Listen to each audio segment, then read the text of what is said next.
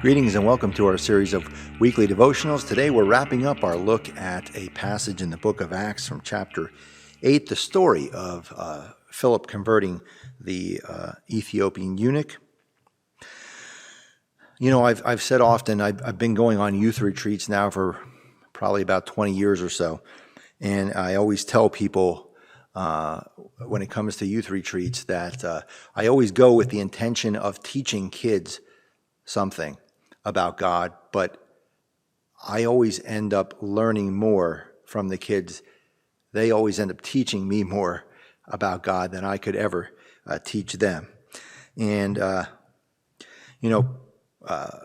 here at Forks, UCC, one of our famous graves out here, supposedly in our cemetery, is that of Chief Tatamy, Chief Moses Tatamy, who supposedly is buried somewhere out in the back here, although I have no idea where. But he is known for being the first, presumably the first Native American convert to Christianity in this country. But as David Brainerd, who was the Christian missionary who worked in this area of Forks to convert Native Americans to Christianity, as he wrote in his journals, in his writings, indeed, he, like me, felt that he learned more from the Native Americans and their culture and their way of life.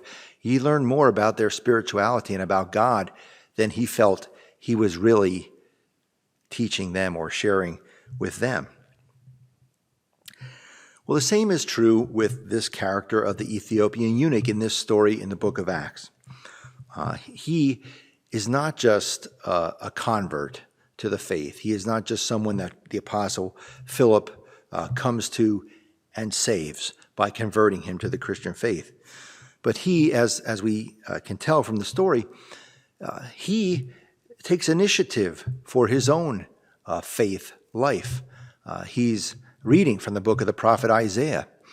He asks Philip to talk with him and share with him about this scroll and what it might mean. He takes the initiative to stop the chariot and say, "Look, there is some water. Can I be baptized?" And then Philip, of course, baptizes him. So he's not just a passive recipient, but he indeed is an active participant in the faith and takes the initiative for his own baptism, for his own knowledge, for his own growth. And so, as one scholar suggests, he is not just the first Christian convert from the south of Africa. He is the first theologian in the Bible from the south of Africa as well. And this character, this story might inspire us to look at people that we might think of as people we might help or fix or change or save, and maybe to look at them a little bit differently and think to ourselves, how might they help us? How might they change us? What transformation might they engender in us?